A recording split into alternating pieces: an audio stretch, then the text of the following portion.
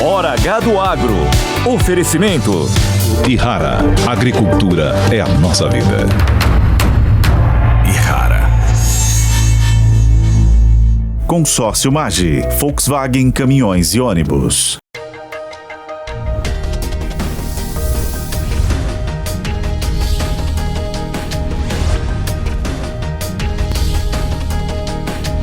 Hora H do Agro, com Kellen Severo. Olá, sejam muito bem-vindos ao Hora H do Agro. Vamos aos destaques de hoje. Eleições 2026 já entraram no foco do mercado depois de Lula passar por cirurgia e a saúde do presidente está no radar. Por que o real se valorizou em relação ao dólar e a bolsa subiu? Você vai ver os detalhes nessa edição com as implicações para o agronegócio. E um projeto de lei do governo de São Paulo vai revisar benefícios tributários e o agro pode sofrer taxação de até 18%.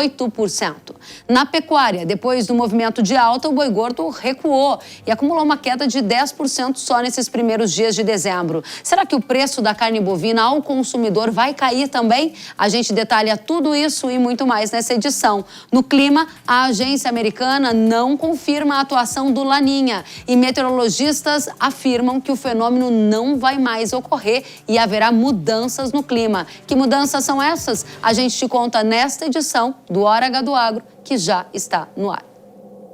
Uma pesquisa realizada pela Genial Quest revelou nesta semana que o presidente Lula é o nome com maior potencial de voto nas eleições presidenciais de 2026. 52% dos entrevistados disseram que conhecem e votariam no Lula, contra 37% de Jair Bolsonaro e 31% de Fernando Haddad. Outros nomes, como Ciro Gomes, Michele Bolsonaro e Pablo Marçal, tiveram resultado abaixo de 30%. Quando perguntados se Lula deveria se candidatar à reeleição em 2026, 52% dos entrevistados disseram que ele não deveria se candidatar. A discussão sobre os rumos das eleições presidenciais para 2026 ganhou força nesta semana depois que o presidente Lula precisou passar por 2 procedimentos cirúrgicos ao sentir fortes dores de cabeça. A avaliação de especialistas é que a condição de saúde do petista poderia influenciar a disputa daqui 2 anos. O mercado financeiro também repercutiu as notícias sobre a saúde de Lula. Na quarta-feira, o dólar chegou a fechar abaixo de R$ 6 pela primeira vez desde 28 de novembro e a Bolsa de Valores subiu. O movimento coincidiu com a informação de que o presidente passaria por um procedimento complementar da cirurgia que tratou um sangramento intracraniano. O aumento das chances de votação ainda neste ano de um pacote de corte de gastos do governo e a elevação da taxa básica de juros para 12,25% ao ano pelo Banco Central colaboraram para esse movimento no mercado. Depois, na quinta-feira, a moeda já voltou a operar acima dos R$ 6. E agora a gente vai conversar com Christopher Garman, diretor para as Américas da Eurasia Group. Seja muito bem-vindo, Christopher. Um grande prazer estar aqui no seu programa. Muito obrigada pela presença. A primeira pergunta que eu tenho para te fazer é se o caso da saúde de Lula nesta semana marca um ponto de virada para as eleições de 2026. Se você acha que esse episódio da saúde do presidente pode impactar de alguma maneira a estabilidade política até as próximas eleições. Olha, acho, sem dúvida nenhuma, a saúde do presidente agora virou um enorme ponto de interrogação sobre a disputa de 2026. Tudo indica que o presidente fez uma cirurgia e está a caminho de uma recuperação, né? Os boletins médicos são muito otimistas, ou pelo menos construtivos, mas assim, a pergunta vai estar no ar. Então, certamente em Brasília vamos ter uma enorme especulação sobre a saúde do presidente antes da disputa de 2026. Eu acho cedo dizer que o jogo de 2026 mudou. Né? Não só porque não sabemos como é que vai estar o estado físico do presidente nesses próximos 2 anos, não é? Ele pode ter uma recuperação plena e ele pode aparentar o mesmo vigor nas falas que ele tinha nos últimos 2 anos. Eu escuto muito que o Brasil pode caminhar para um cenário semelhante aos Estados Unidos, com o presidente Joe Biden, onde a idade dele e a fragilidade física e cognitiva forçou a retirada da candidatura.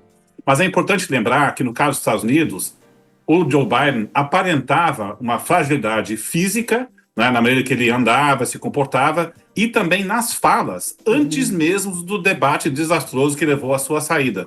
O presidente Lula tem quase a mesma idade do Biden, mas ele aparenta um vigor muito maior do que o presidente americano. E eleitoralmente é isso que importa. Ele tem que aparentar uma fragilidade e incapacidade de governar o país. Então, acho temeroso fazer uma aposta que isso vai acontecer. Certamente aumentou esse risco e está no páreo, né? E aí a gente pode debater quais seriam as sequelas políticas de governabilidade se de fato o presidente demonstre uma deterioração física e possivelmente até na maneira que ele se projeta como liderança do país.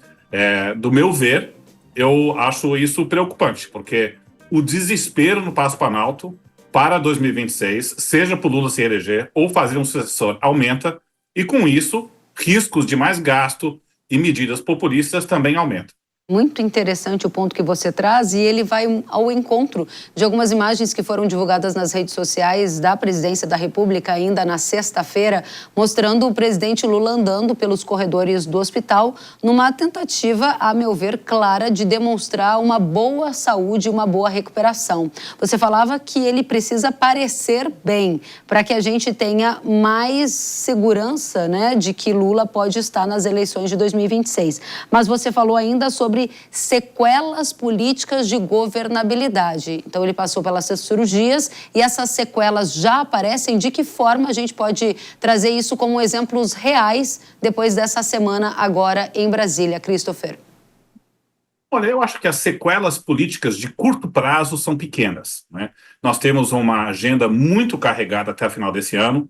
O Congresso está tentando, com o governo, aprovar o pacote de medidas de corte de gasto e reformas fiscais que a equipe econômica e o ministro Haddad apresentou. Tem o orçamento para poder aprovar, tem a conclusão da reforma tributária que tem que ser aprovada e tem outros itens que estão sendo apreciados, como a renegociação das dívidas dos estados.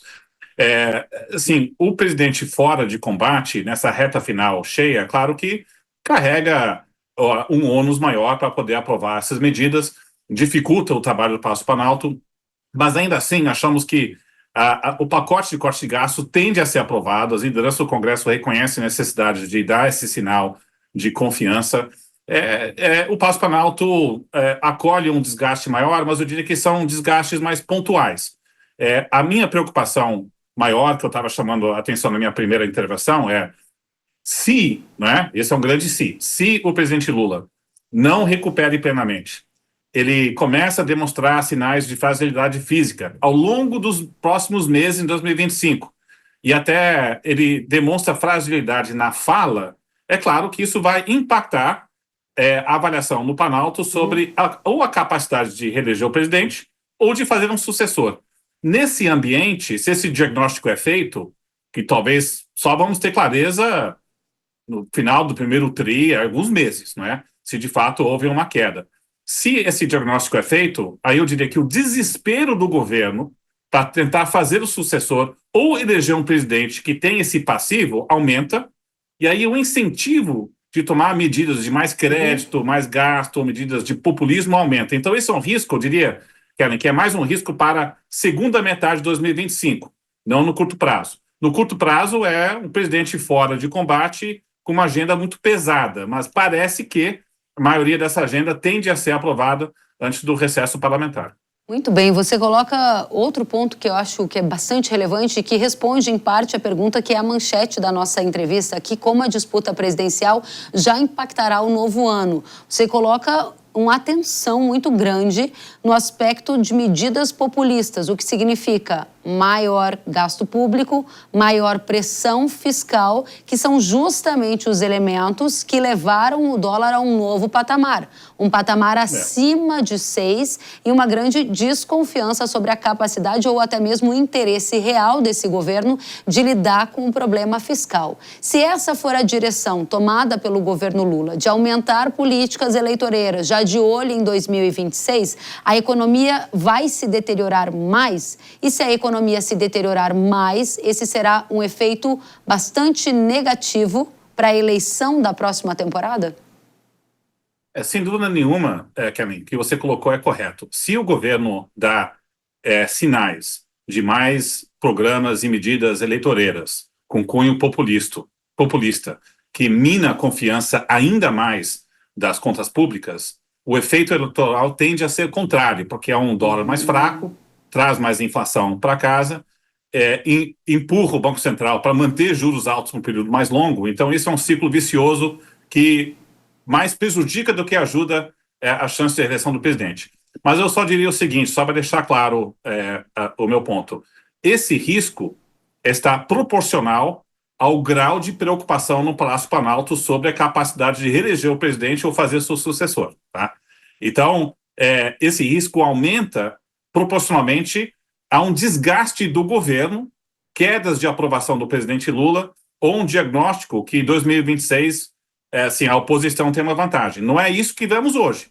A aprovação do presidente Lula está em 50%, é um patamar alto, né? Geralmente presidentes ganham reeleição com esse índice de aprovação, mas é claro que a gente olha 2025, o ambiente econômico parece mais difícil. O governo desperdiçou uma oportunidade de melhorar a sua credibilidade na gestão fiscal, com pacote de anúncio de corte de gastos. O dólar desvalorizou quando deveria ter valorizado. Estamos na véspera de um novo governo Trump. E na nossa visão na Eurásia, o governo Trump deve encaminhar medidas de protecionismo comercial, anti-migratório, e o fiscal não deve ajudar. Isso é um mundo de um dólar forte e moedas como a real fraco.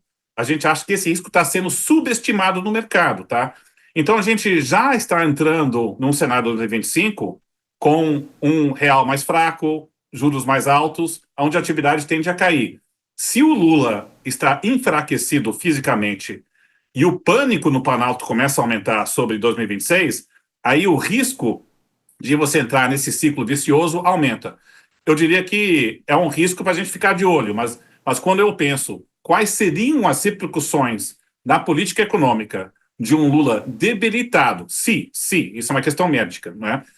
Eu acho que isso tende a deteriorar a qualidade da política econômica com esses efeitos negativos com o qual você apontou. Muito bem. E como isso se conecta com o agro? Qual é a relação que você observa até o momento do governo Lula com o agro e se essas previsões que você coloca de um contexto para 2025 se concretizam, que tipo de consequência a gente vai ver? O agro está numa situação um pouco diferente de outros setores da economia. O agro, de um lado, que é um setor mais exportador, pode se beneficiar com um câmbio mais fraco. Então, necessariamente, leva às repercussões negativas do que alguns outros setores que dependem muito mais, seja de produto de importação, e sofre um pouco mais com menos atividade doméstica. Né? Então, acho que é um setor um pouco mais protegido. Mas um governo que está mais fraco politicamente, a sua capacidade de negociar no Congresso também diminui, a agenda legislativa fica mais fraca. Um contraponto é que a bancada ruralista no Congresso ganha mais poder de fogo, talvez possa ter até mais capacidade de evitar aumentos de tributos que possam impactar a sua agenda, porque o governo, quando a gente olha para 2025, certamente vai colocar uma agenda de aumento de carga tributária, porque eles têm que manter os seus superávites comercial, e temos uma reforma da renda também, que vai ser muito polêmica, que pega o setor agro, que é a taxação mínima de quem ganha acima de 50 mil reais. E temos muitos produtores no setor agro que se beneficiam da isenção de certas ferramentas de rendimento, seja de dividendos de um lado ou instrumentos de investimentos do outro. Então, eu diria que, de forma interessante, um cenário mais adverso para o governo Lula, talvez com juros mais altos, câmbio mais fraco e um governo desesperado para 2026, não tenha um impacto tão negativo para o setor agro em comparação com outros setores que dependem mais de demanda doméstica. Governo desesperado para 2026, essa foi a frase que você disse que ecoou aqui nos meus ouvidos. Para a gente fechar, o governo Lula nunca esteve num momento tão frágil quanto o que está agora, na sua avaliação? Não, eu diria só, isso são projeções futuras, não é? Se a economia deteriorar e se a saúde do presidente também mostrar sinais de fragilidade. Hoje, eu acho importante ressaltar, o governo está numa posição perante a opinião pública forte. Eu até vejo muitas análises, o governo está mais frágil, a aprovação tem desgatada, mas eu comparo muito a aprovação do presidente Lula com seus pares na região. Muitos governos na região assumem o governo com uma taxa de aprovação de 54%, 55%, depois de 2 anos, estão abaixo de 40% de aprovação popular. O presidente Lula assumiu o mandato com uma taxa de aprovação popular binária, aprova-desaprova, de 52%. Está em 50%, ou 49% agora. Tá? Então, a rejeição subiu, mas a aprovação dele não caiu muito, porque a renda subiu em 2 dígitos nos últimos 2 anos. Então, é um governo, a foto de hoje, bem posicionado para se reeleger. Então, o que eu estou falando é quais seriam as repercussões políticas de um enfraquecimento futuro, seja por causa do cenário externo ou juros reais altos domésticos. Aí você coloca uma camada a mais se o presidente se fragilizar de forma física. Mas eu acho cedo para apostar nesse cenário, Kellen. Eu acho que a questão da saúde do presidente é uma questão médica.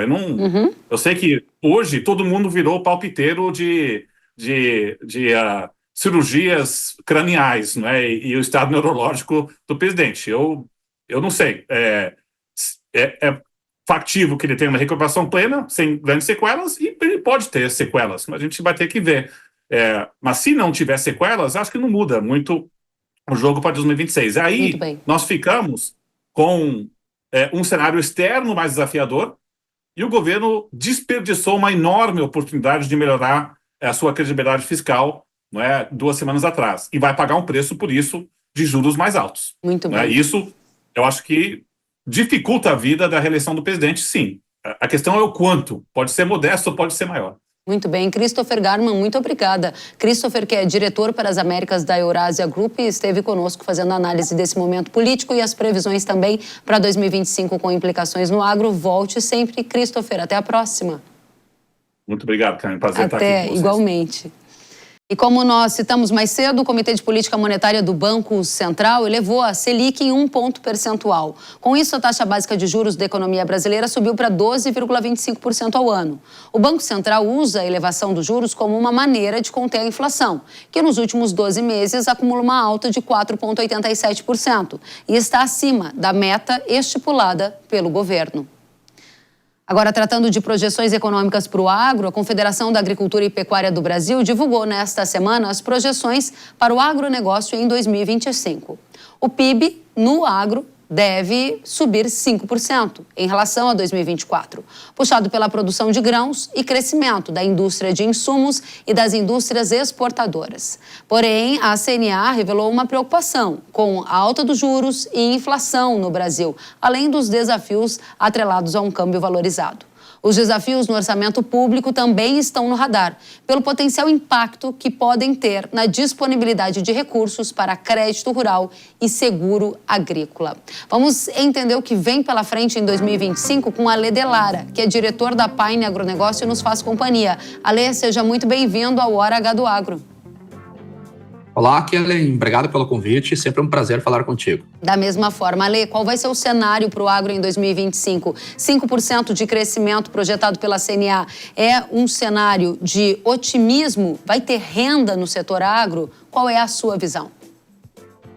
Eu acredito que sim, Kellen. O ano de 2025 tende a ser um dos melhores para o agronegócio brasileiro, porque produtos que tiveram quebras de produção na última temporada terão produções muito grandes. A soja tem uma perspectiva de produção recorde agora para a temporada 2024 e 2025. O milho deverá ter a segunda maior produção da história, segundo o levantamento da Conab. E aquelas commodities que terão alguma redução de produção, como o café, por exemplo, estão trabalhando com preços em níveis recordes. E também há um cenário muito positivo para a pecuária no Brasil, já que nós temos a virada do ciclo pecuário, então preços mais altos do que nós tivemos no início do ano.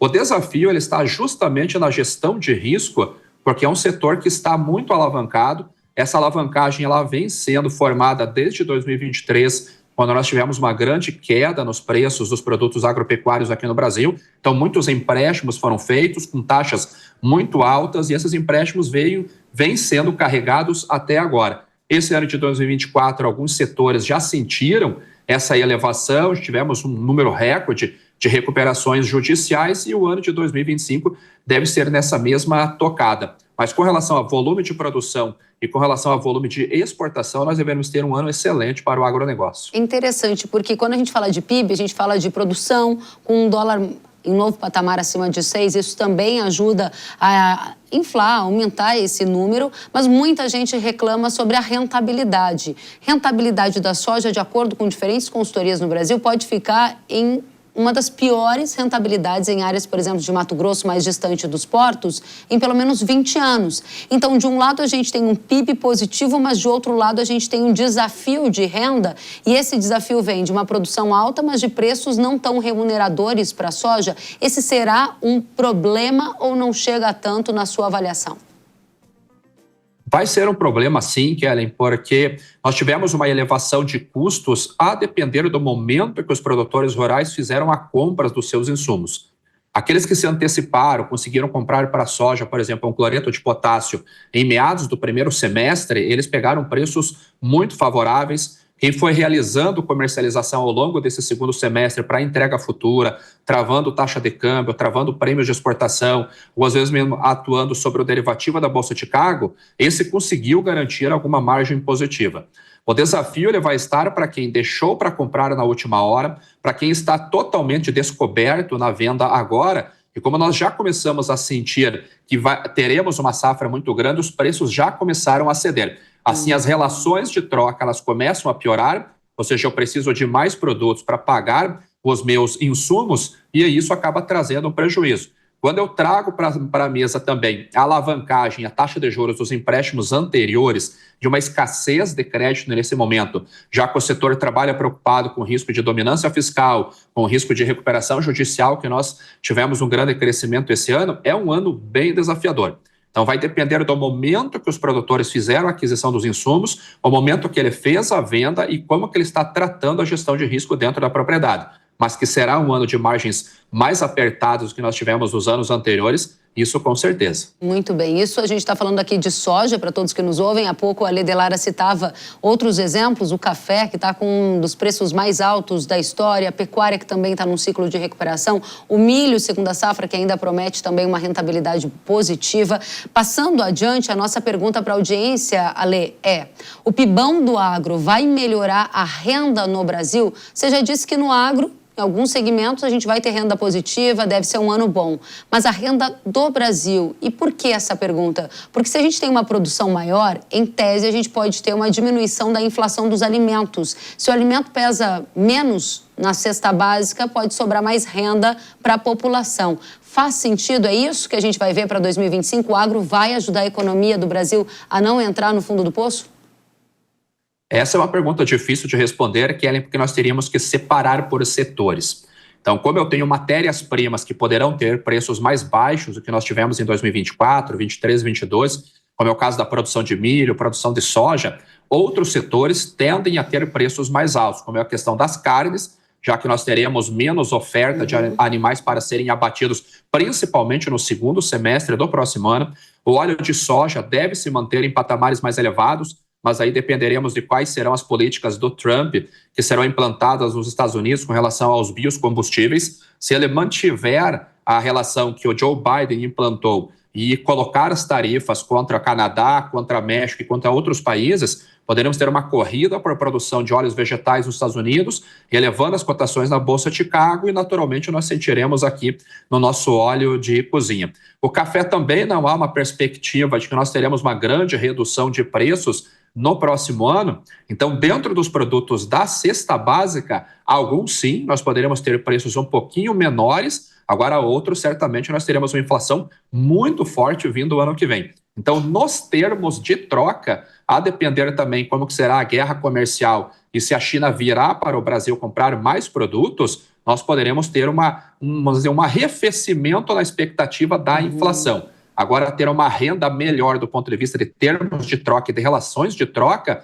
é só se o dólar realmente cair, voltar a cair para diminuir um pouco a pressão da inflação pela moeda estrangeira e se o risco fiscal também diminuir com os juros voltando a cair no segundo semestre, porque no primeiro semestre, pelo último relatório do Banco Central, nós teremos mais 2 aumentos na taxa de juros e juro alto encarece os produtos aqui no mercado doméstico. Muito clara a sua análise. Para a gente fechar, tem muita gente nos assistindo, Ale, com decisões para tomar. Decisões de compra de insumo, decisão de venda venda, da produção e um cenário de muita volatilidade. Sobe e desce quando a gente olha para câmbio que saltou nas últimas semanas para um novo patamar, os juros que estão em viés de alta e você muito bem colocou isso. A pergunta que fica é, diante deste cenário que tem uma série de desafios, você já mencionou que a gestão de risco é um dos pilares. Além dessa gestão de risco, qual é a visão da Pine para dólar e para juros, para a gente entender se é momento de tomar alguma ação? Sim, nós temos um grande risco de dominância fiscal, que é quando a expectativa do mercado acaba desancorando com o que está acontecendo no mercado. Então, a elevação de taxa de juros passa a ter pouco efeito sobre a moeda. Esse risco está muito latente no mercado, então isso deverá, pelo menos no curto prazo, manter a taxa de câmbio em níveis bem elevados. Quando nós falamos de compras de insumos, por exemplo, para o milho, para o trigo no próximo ano, que estão ainda descobertos um percentual, passa a ser um risco para as relações de troca. Nós já vimos aumento dos fertilizantes na última semana, as relações de troca acabaram piorando bastante, então tem que ficar de olho nesta relação de troca. Os juros no Brasil, nós já sabemos que eles vão aumentar nas próximas 2 reuniões, então financiamentos eles ficarão mais caros, então é outro ponto que tem que olhar para não se alavancar demais, porque a parcela pode ficar insustentável para o próximo ano e gerar um desfalque no caixa. Eu já tenho uma desancoragem natural dentro do agronegócio, já que eu faço um desembolso antes da minha receita. Então, isso pode piorar com juros altos. A dica que eu poderia dar é, para quem é produtor rural, olhar a margem, não se ater muito ao preço, porque temos que garantir a margem, por menor que seja. E ficar na expectativa de sempre preços melhores à frente pode trazer uma armadilha, pode trazer uma surpresa, já que teremos níveis de produção recorde, principalmente para a soja no primeiro semestre. Isso pode derrubar mais ainda os preços, piora as margens e aí seremos obrigados a recorrer a empréstimos caros. Então, o segredo desse ano, acredito que vai ser olhar a margem de lucro, atuar travando a margem de lucro, independentemente do preço que se apresente. E o dólar vai ser um desafio, porque estamos comprando insumos caros nesse momento e não sabemos qual será a taxa de câmbio lá na frente, a taxa de juros lá na frente para vendermos os nossos produtos. Muito bem. Inclusive, essa semana eu ouvi de um profissional que faz gestão de risco que a dica que ele dava, que vai muito ao encontro do que você disse aqui, é evitar o descasamento da moeda. Se comprou num dólar de 6 o insumo, tentar vender um pouco da produção no dólar de 6 para evitar que essa volatilidade cambial traga prejuízo nos negócios do agro. Achei interessante e combina bem com o que falamos por aqui. Ale de Lara, diretor da Pine Agronegócio, um prazer recebê-lo. Volte sempre. Obrigado, Kelly. Até a próxima. E a Conab, que é a Companhia Nacional de Abastecimento, fez uma nova projeção para a safra de grãos do Brasil nesta semana e estimou uma produção de 322,4 milhões de toneladas. Se confirmada, essa produção vai ser 8,2% maior que a safra passada. Entre os motivos para essa estimativa de alta na área de grãos estão as chuvas, que favorecem os principais estados produtores. Na soja, produção estimada de 166,2 milhões de toneladas, alta de 12,5%. Produção total de milho estimada em 119,6 milhões de toneladas, alta de 3,4% em comparação com a safra anterior. Nesta tela, para quem nos assiste pela TV, é possível observar projeções também para culturas como trigo, arroz e feijão. E a Federação da Agricultura e Pecuária de São Paulo está fazendo um alerta para uma possível taxação do agronegócio no estado paulista. Por quê? Porque a Secretaria da Fazenda de São Paulo está realizando uma série de revisões de benefícios fiscais sobre produtos do agro, como insumos agrícolas, que vencem agora, no fim de 2024, esses benefícios. Entre os itens que poderiam ter aumento de impostos estão defensivos agrícolas, rações, sementes, itens que têm um grande peso na composição do custo de produção de agricultores e pecuaristas e que sairiam de uma taxação zerada para cerca de 18%. No caso da energia elétrica nas propriedades, os impostos sairiam de 0% para 12%, segundo a Federação da Agricultura do Estado de São Paulo.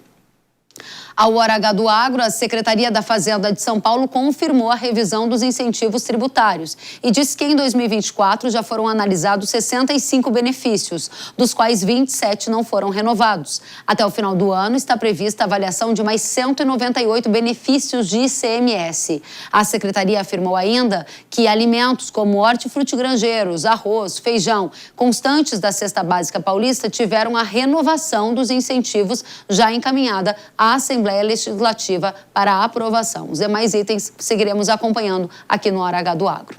E depois do intervalo você vai ver que o boi recuou 10% agora em dezembro. Será que o preço da carne bovina vai cair também agora, nos próximos dias? A gente traz tudo isso e as atualizações do Laninha, que não se confirmou ainda nesse fim de ano e tem meteorologista alertando que Laninha não vai mais ocorrer, não. O que vai ocorrer, então? Para o clima, a gente conta já, depois do intervalo. Eu te espero.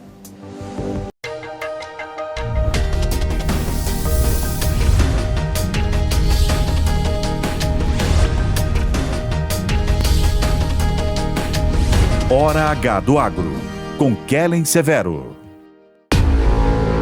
Quando percevejos alcançam a soja, sugam a rentabilidade e a qualidade dos grãos. Mas essa ameaça tem uma solução, graças a Zeus. Inseticida Irrara com tecnologia inédita que controla os percevejos de forma nunca antes vista.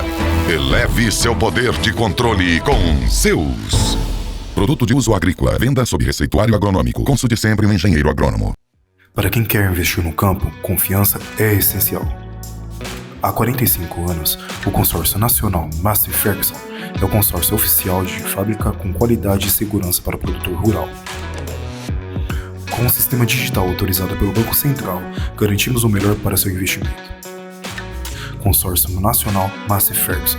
Invista no seu amanhã hoje. Acesse cnnf.com.br e simule agora. Já pensou em perder uma grande oportunidade por não conseguir se expressar? Falar bem é possível e muda a história, inclusive a sua. No curso Oratória e Performance, você aprende técnicas como roteirização, postura, preparação de voz, comunicação e muitas outras. Prepare-se para impressionar seu público com o curso Oratória e Performance. Acesse agora niucursos.com.br.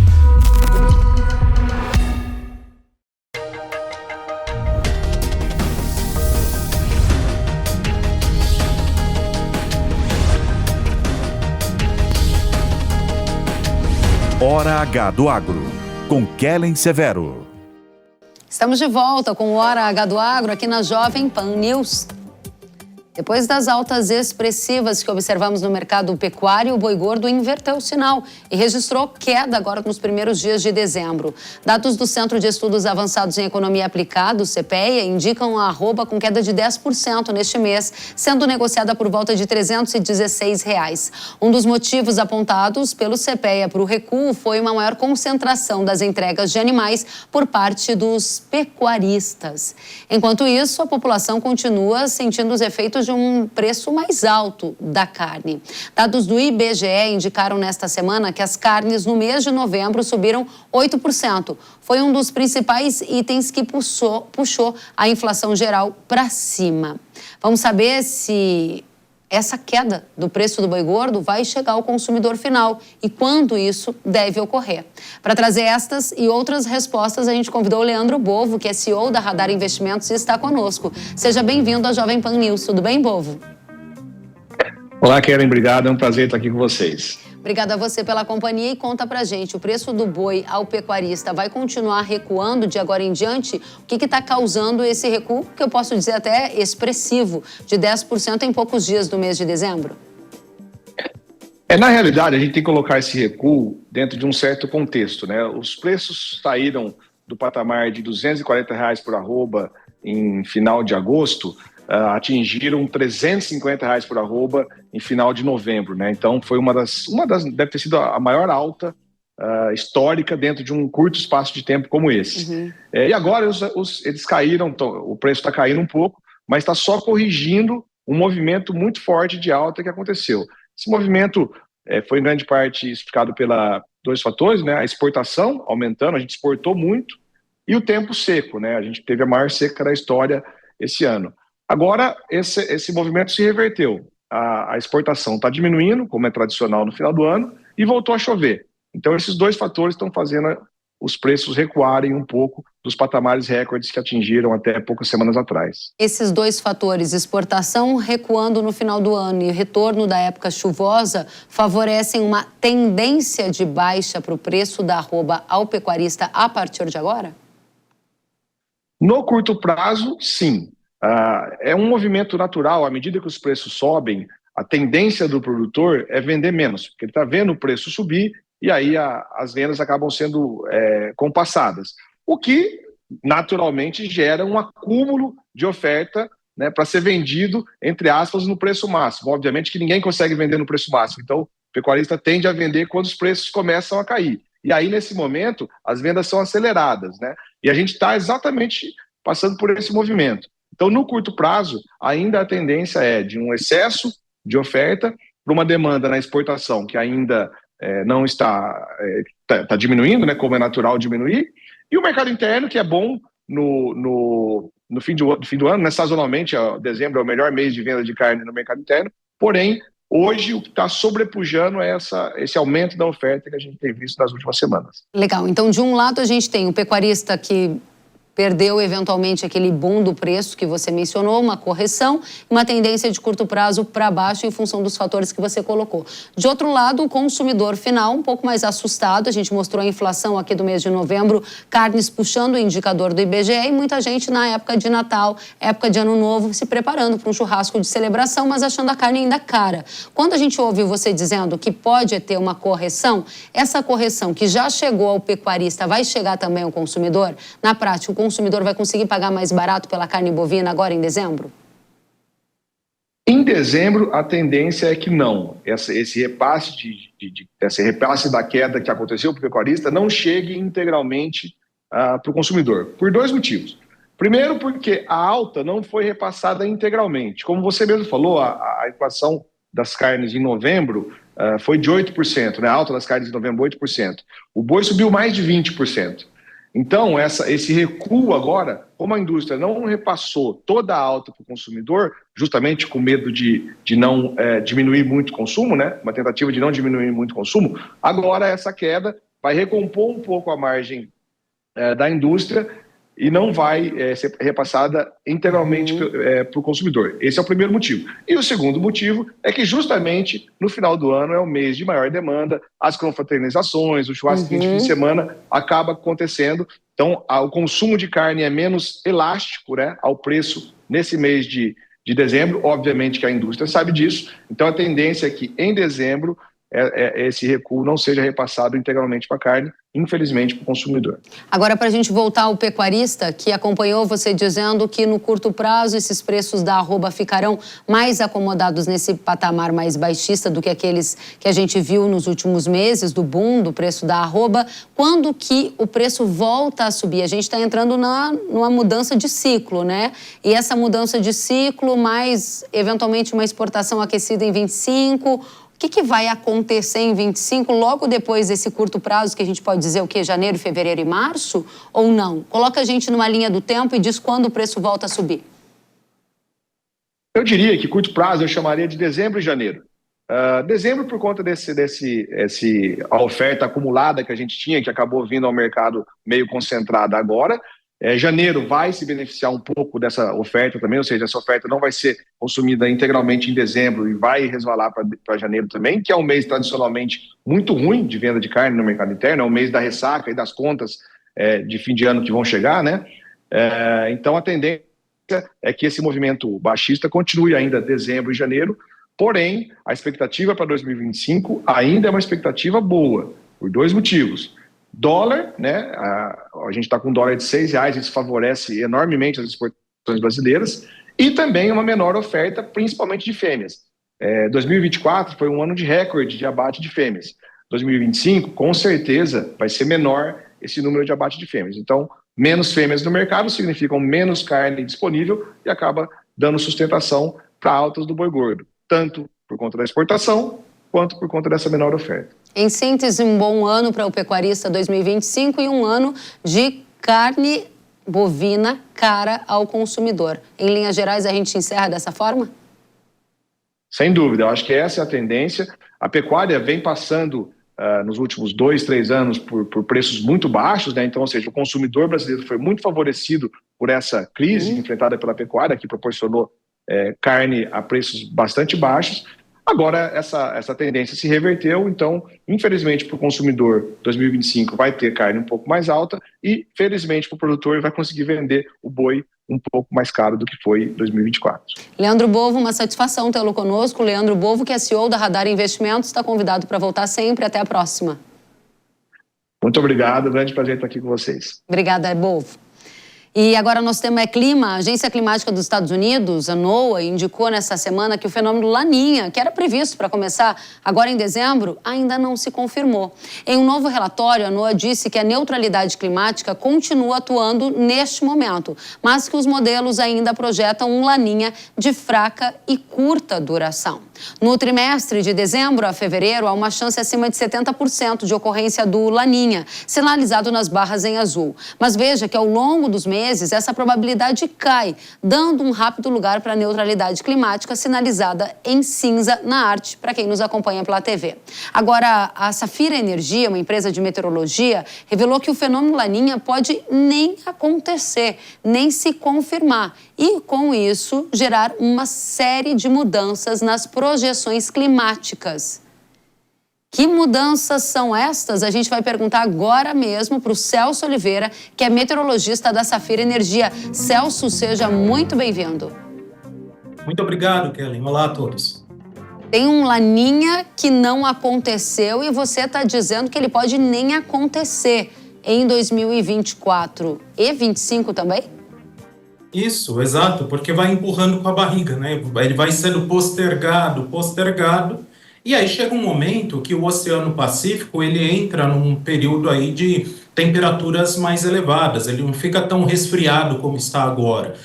Não que o resfriamento nesse momento seja significativo, vale salientar isso, né? Estamos justamente sob neutralidade. Mas a janela, né, favorável para o Laninha vai se esgotando, naturalmente vai se esgotando. Então, com isso, existe sim a possibilidade de não termos até a formação do fenômeno. E aí, Kellen, qual é a questão, né, pensando em Brasil? O problema aí é que temos alguns agravantes, né, alguns fatores que jogam contra, né, esse resfriamento. Um deles, por exemplo, é o Atlântico, né, o Atlântico Norte que está mais quente. Isso já vem trazendo alguns problemas aí, principalmente para o Mato Piba, Kellen. Bom, você está dizendo então que o Laninha não deve ocorrer em 24 e 25 e que a previsão mudará. De que forma a previsão mudará e que tipo de problemas que você diz que já estão acontecendo no Mato Piba, esses problemas vão se intensificar? Podem se intensificar em algumas regiões do Mato Piba. Porque qual que é a questão, né? Bom, primeiro você já não tem um grande resfriamento das águas do Oceano Pacífico, a formação do Laninha. E a temperatura do Atlântico, que é muito importante para as chuvas do Mato Piba, essa água, né, ela está mais quente sobre o hemisfério norte, né, sobre o Atlântico Norte. Isso faz com que as nuvens carregadas fiquem distantes da costa norte do Brasil e, com isso, tenhamos aí chuvas mais espaçadas. Já temos áreas onde existe um risco de replantio no Mato Piba e também áreas onde o plantio está parado, né, atrasando cada vez mais o planejamento, Kelly. Quais são as principais mudanças com a não ocorrência do Laninha, além dessa que você acaba de colocar do Mato Piba? A questão é que a gangorra da chuva, né, que normalmente a gente tem essa questão aí, o Laninha ele costuma trazer chuvas mais fortes para o norte e nordeste, né? Sem o fenômeno e com o Atlântico também desfavorável, essa gangorra da chuva, ela muda de posição, ela passa a acontecer mais para o centro e sul do Brasil. Não foi à toa que tivemos grandes temporais, né, alguns dias, sobre o estado do Paraná, acumulados de mais de 250 milímetros em coisa de poucos dias. Então, o que a gente percebe é que, ao invés de termos aquela situação que a gente considera tradicional, de estiagens no sul, e chuvas mais intensas sobre o norte e nordeste, isso acaba se invertendo. Essas chuvas ficam mais concentradas no sul, o risco de estiagem no centro e sul do Brasil é menor, mas por consequência algumas áreas do Mato Piba, principalmente estado da Bahia, sul do Tocantins, acabam sendo mais afetados. Já no sul do Maranhão, do Piauí, ainda há uma expectativa de aumento da precipitação, ainda no decorrer de janeiro, mas vale salientar, já temos um atraso, assim como foi no último período, na última safra, já temos um atraso, a chuva de primavera não aconteceu, e é claro, essa chuva chegando de forma tardia, fica difícil imaginar que ela possa ser suficiente para que a região ela tenha uma boa produtividade. Parte disso já se perdeu em função da estiagem. Muito bem, você está chamando a atenção de estiagem. Nós já ouvimos aqui também alguns alertas sobre previsão de chuva intensa ali em época de colheita de soja, uma chuva concentrada. E você trouxe algumas artes para mostrar para a gente o que deve acontecer. Eu vou pedir para a produção colocar na tela e que você detalhe para a gente, Celso, o que nós devemos prestar atenção nessa primeira, que é a umidade do solo.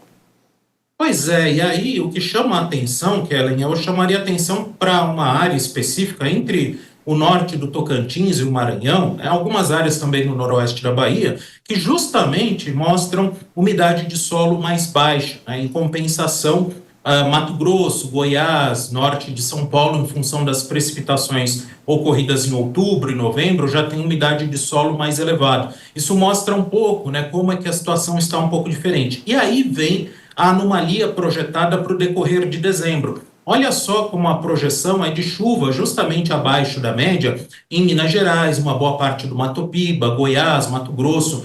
No caso específico de Mato Grosso, Goiás e Minas, essa diminuição da chuva, ela não chega a ser prejudicial porque tivemos chuva excessiva nas semanas anteriores. Mas no Mato Piba, onde essa chuva já não foi tão regular, essa diminuição, essa expectativa de chuva abaixo da média acaba trazendo aí mais transtornos. Por outro lado, aí entre São Paulo e o Rio Grande do Sul, chuvas acima da média. Em janeiro, a situação ela continua um pouco semelhante. Na verdade, o que a gente percebe é justamente isso que eu comentei da chuva vindo pela costa norte do país, chegando pelo Ceará, Piauí, Maranhão, pega uma parte do Mato Piba, mas ali o sudoeste da Bahia ainda continua com chuvas abaixo da média. Precipitações ainda abaixo da média, embora não algo extremo, mas estiagem forte sobre Minas Gerais, Goiás, algumas áreas do Mato Grosso, e ainda temos essa chuva acima da média entre o Paraná e São Paulo. Então, percebemos que a gangorra ela continua pendendo ainda para o centro e sul do Brasil, pelo menos até janeiro. Em fevereiro, é aí que a situação inverte. E aí que vem o alerta, você comentou justamente da colheita, da soja, em boa parte do Brasil nessa época, e aí que vem o alerta, porque esse tipo de configuração que a gente vê aí em azul, dessa precipitação que vem desde a costa do sudeste até o norte do país, está associada justamente às chuvas constantes, as chamadas invernadas. Então, o maior risco de invernada esse ano está concentrado em fevereiro, e aí, justamente, um período forte de colheita da soja, instalação do safrinha, fica aí o alerta para um possível atraso dessas duas atividades em função do excesso de chuva entre o sudeste e o centro-oeste. Importantíssimas as considerações. Celso Oliveira, meteorologista da Safira Energia, volte sempre, um prazer recebê-lo. Muito obrigado, Kellen. Até a próxima. Até a próxima. E o mercado de consórcios deve fechar 2024 atingindo um recorde. Essa é a projeção da Associação Brasileira de Administradoras de Consórcios. De janeiro a outubro, houve alta de 7,8% nas adesões. E caso o ritmo de crescimento continue, o setor deve bater um novo recorde. Na área de veículos pesados, o sistema de consórcios tem registrado alta no número de participantes ativos ao longo dos últimos anos. No caso de caminhões e implementos rodoviários, o número de participantes saltou de 223 mil em dezembro de 2019 para 562 mil em setembro deste ano. Nas áreas de máquinas e implementos agrícolas, o número de participantes ativos subiu de 111 mil em 2019 e neste ano já chega a 281 mil. E para tratar das perspectivas para o mercado de consórcios no Brasil em 2024 e 2025, a gente recebe Antônio Carvalho, que é diretor-presidente do Grupo MAGE. Primeiramente, seja muito bem-vindo à Hora H do Agro. Obrigado, Kellen. E é um prazer sempre estar aqui com você, seus ouvintes, seus telespectadores, e poder aí falar um pouco sobre o agro e principalmente no segmento de consórcio. Exatamente esse é o motivo que a gente tem você aqui para olhar para frente, mas com base nos dados do passado. Antônio, a gente está vendo que os consórcios estão caminhando para um ano recorde. O que está motivando esse bom momento no Brasil? Os administradores de consórcio, os administradores, eles trabalham de uma forma muito... onde o cliente consegue fazer um planejamento. E o momento hoje, o cenário, está muito propício para o investimento em consórcio. Em todas as atividades, não só no agro, como no transporte, como no crédito para imóvel, para automóvel. Enfim, o consórcio é um produto eminentemente brasileiro, onde o cliente não paga juros, ele paga taxa por um prazo longo, o que permite ele planejar, estruturar o seu investimento, substituir, acrescentar na frota, enfim. O consórcio hoje faz parte do sistema financeiro, com uma grande importância, né? E nos segmentos que eu já te disse, e notadamente agora no agro, onde os juros estão se movimentando para cima, e isso propicia um ambiente muito acolhedor para o investimento no agronegócio. Interessante que você tem citado essa conjuntura, que é uma conjuntura de juros mais altos. Nessa semana, a gente já noticiou aqui no programa que o Banco Central elevou a Selic para mais de 12%. Para 2025, as perspectivas são de um juro próximo a 14%. Nesse lugar em que fica mais difícil o financiamento, há oportunidades para o mercado de consórcios no setor de máquinas agrícolas. O agricultor vai lá e tem uma oportunidade de renovar a sua frota. Como é que o Grupo Maggi trabalha, com quais marcas? De qual forma? Pois é. Nós da Maggi trabalhamos aí com duas administradoras independentes, que são o consórcio Massey Ferguson, a nível nacional, onde a Maggi tem uma participação na administração efetiva e a Massey Ferguson uma participação na sociedade também.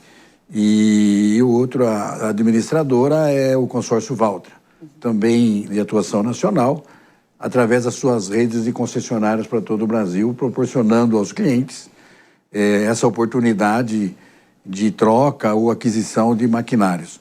Nós temos um grupo lá muito planejado, onde o cliente enxerga a possibilidade de ele ser contemplado nos grupos através de lance, e isso faz com que proporcione a ele uma condição vantajosa para o negócio do agro, porque as prestações, como eu disse anteriormente, elas não têm juro, elas são com taxa de administração.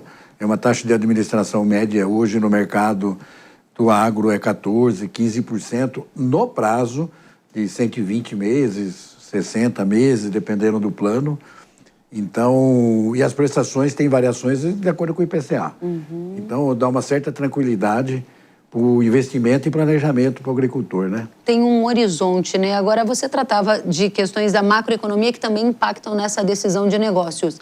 A CNA, que é a Confederação Nacional da Agricultura, projetou que o agro vai crescer 5% em 2025, 5%, e projetou ainda uma safra recorde. Quando a safra melhora, o PIB vai melhor, aumenta também a disposição dos agricultores de renovarem o parque de máquinas? Não tenha dúvida.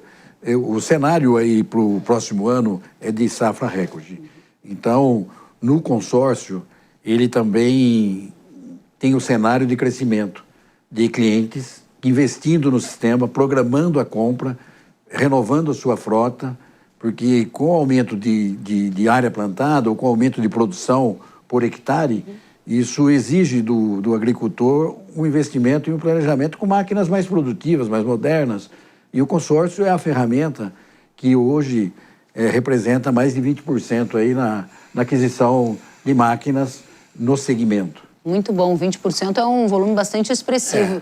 A gente está olhando para dentro da porteira, né, Antônio? Mas o agro vai além. Ou seja, muitos dos agropecuaristas também investem em caminhões para ajudar no negócio como um todo, para ter mais controle sobre frete, e muitos deles são donos de frotas de caminhões, estão aqui nos assistindo. Há também oportunidades nesse segmento? Sim, nós trabalhamos no segmento de caminhões, que faz parte do agronegócio, no transporte, né? Os nossos produtos hoje são transportados via rodoviário, né?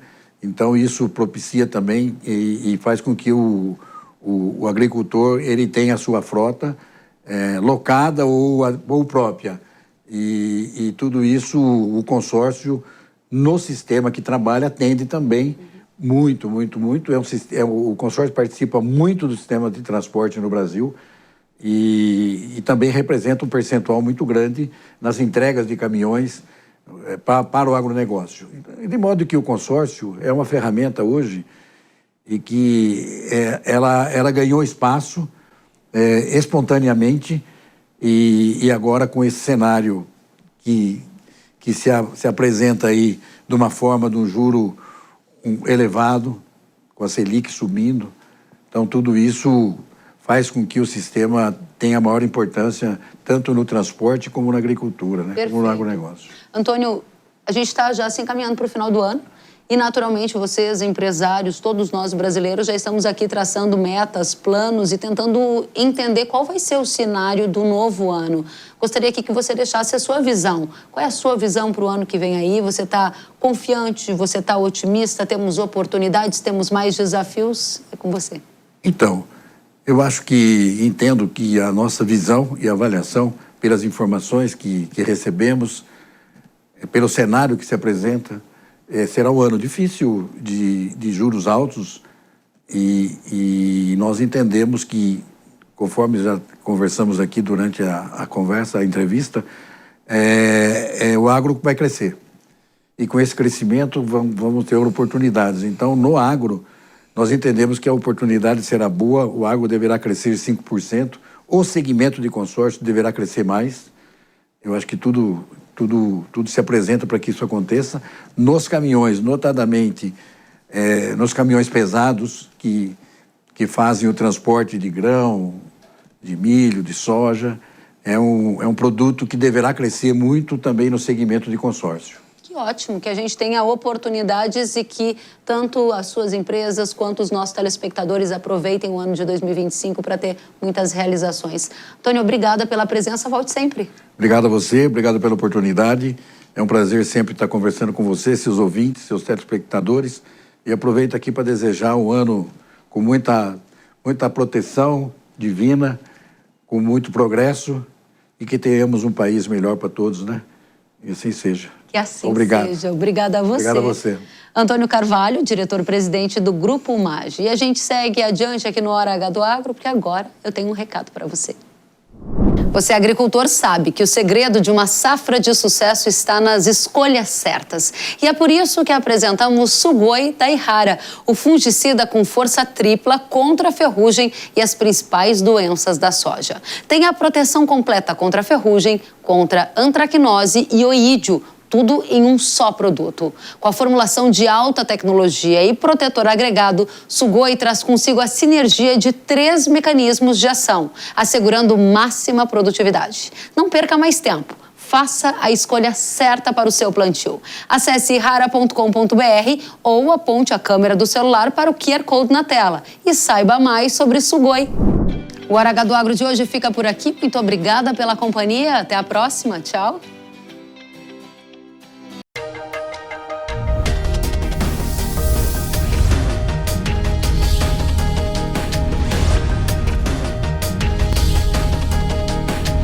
Hora H do Agro, com Kellen Severo. Hora H do Agro. Oferecimento. Yara. Agricultura é a nossa vida. Yara. Consórcio MAGE, Volkswagen Caminhões e Ônibus. A opinião dos nossos comentaristas não reflete necessariamente a opinião do Grupo Jovem Pan de Comunicação.